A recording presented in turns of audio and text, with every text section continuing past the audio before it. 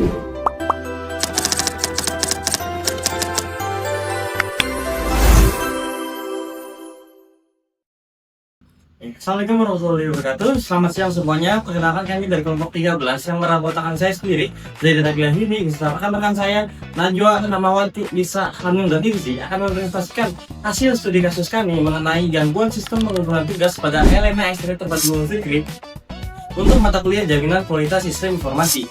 Dalam presentasi ini kami telah menyusun beberapa poin draft pertanyaan penting yang merangkum evaluasi karakteristik Alena sebagai learning management system, identifikasi faktor kualitas perangkat lunak menggunakan Macaw Software Quality Model, serta langkah-langkah quality assurance yang seharusnya diterapkan untuk mencegah penurunan kualitas sistem di masa depan.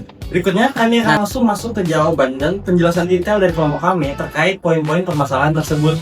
Di sini aku akan menjelaskan pembelajaran yang bisa kita ambil dari sistem Elena.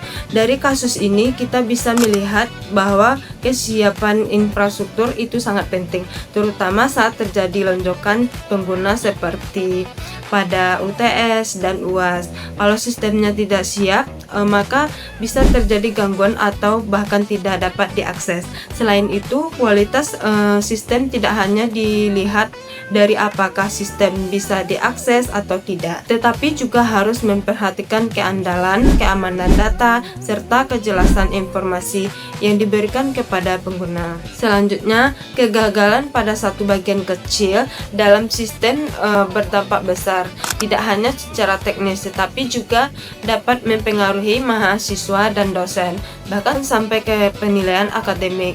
Jadi, dari kasus ini kita bisa belajar bahwa sistem informasi akademik harus dikelola dengan baik dan dipersiapkan secara Nomor 2, berdasarkan model MCQ, prioritas utama kualitas Elena pada aspek produk operation adalah keandalan atau reliability dan efisiensi. Keandalan sangat krusial untuk memastikan sistem tidak crash atau down seperti error 502 bad gateway atau 404. Nah, di bawah tekanan tinggi ini terjadi kalau misalkan waktu UTS atau UAS karena banyak orang yang mau ngakses ke server tersebut atau ke web tersebut. Nah, jadi mau fitur sebaik apapun kalau misalkan nggak bisa diakses ya jadi percuma aja, jadi sia-sia gitu kan. Nah, sementara itu yang kedua itu ada efisiensi. Nah, efisiensi ini berfokus pada alokasi resource server agar sistemnya itu jadi lebih responsif. Nah, hal ini juga bisa mencegah kalau misalkan melonjaknya waktu loading gitu dari hitungan detik ke hitungan menit. Jadi walaupun emang lama, cuman orang-orang itu bisa tetap masuk ke servernya atau ke webnya. Selanjutnya, pada poin ketiga, kita menyoroti kegagalan sistem Elena dalam memenuhi 5 faktor kualitas MCQ. Karena perencanaan yang kurang matang, muncul beberapa masalah krusial. Yang pertama adalah reliability dan efisiensi. Sistem sering down saat traffic tinggi dan responnya tuh sangat lambat. Dan usability-nya adalah navigasi masih membingungkan bagi pengguna Elena itu sendiri. Dan yang ketiga adalah correctness dan maintainability yaitu kegagalan fungsi dalam pengamanan data serta sulitnya pelacakan masalah oleh pengelola. Nah, intinya kegagalan ini tuh mengakibatkan performa yang tidak stabil, kendala pada antarmuka dan sistem yang sulit dipelihara. Hal-hal inilah yang perlu kita evaluasi kembali. Pada poin keempat ini, fokus utama kita adalah beralih dari sistem yang reaktif menjadi proaktif quality assurance. Kita meminimalkan kegagalan sebelum hal itu terjadi. Nah, pada hal ini kita ngasih 3 poin utamanya. Yang poin pertama, kita akan rutin melakukan load dan stress testing untuk mensimulasikan beban puncak seperti saat UTS dan juga UAS. Nah, fokusnya itu adalah memastikan lapisan database tetap stabil meski terjadi lonjakan akses. Hal ini akan dibarengi dengan pemantauan kinerja secara real time agar potensi gangguan bisa kita deteksi sejak dini. Pada poin kedua, kita perlu membenahi sistem pelacakan masalah melalui log yang lebih detail dan juga pesan error yang lebih informatif bagi penggunanya. Jadi, jika terjadi kendala ataupun hal-hal lainnya, tim teknis bisa dengan cepat bertindak dan juga pengguna juga tidak bakal bingung gitu.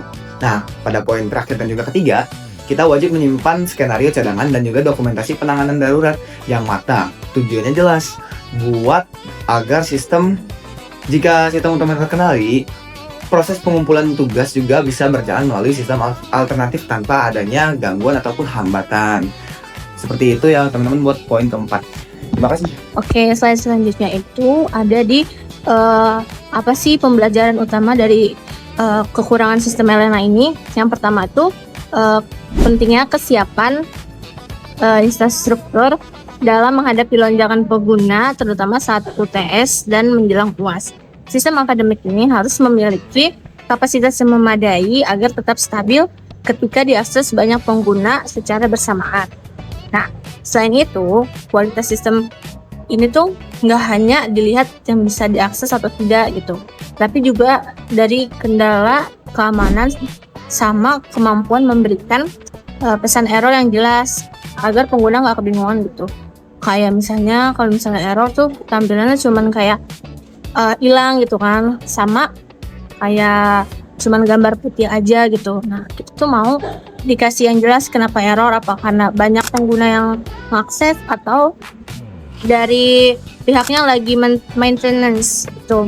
Nah, terakhir, gangguan kecil dalam sistem tuh dapat berdampak besar bagi banyak pihak, seperti menimbulkan kepanikan mahasiswa. Terus contohnya gimana sih? Contohnya tuh kayak pas masa lagi kita ngisi KRS gitu ya. Nah, itu kan pasti kalau misalnya kita lagi ngisi di tengah jalan terus error, nah itu bikin kepanikan kan, kayak ini udah simpen belum nih gitu kan. Pasti ada rasa cemas juga. Itu tuh sebenarnya juga kelemahan dari sistem Elena tersebut. Nah, selanjutnya tuh untuk dosen itu tuh sama staff apa sih kayak masalahnya tuh bagi dosen kalau mau menginput nilai.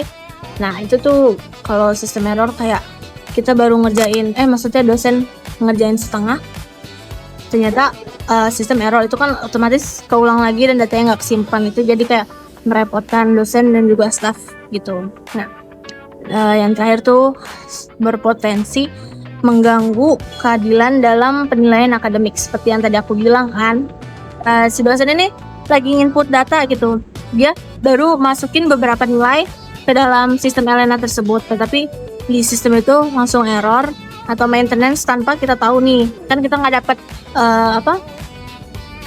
itunya notifikasinya kan, kita nggak tahu. Nah, otomatis yang ke input di sistem Elena itu baru nilai 1 sampai 3. Nah, nilai 4 sampai 6 itu kan belum ke input. Otomatis nilai mahasiswa tuh jadi kecil yang ke inputnya dan nggak bisa diubah lagi. Itu aja sih dari slide presentasi kali ini. Kurang lebihnya mohon maaf. Wassalamualaikum warahmatullahi wabarakatuh.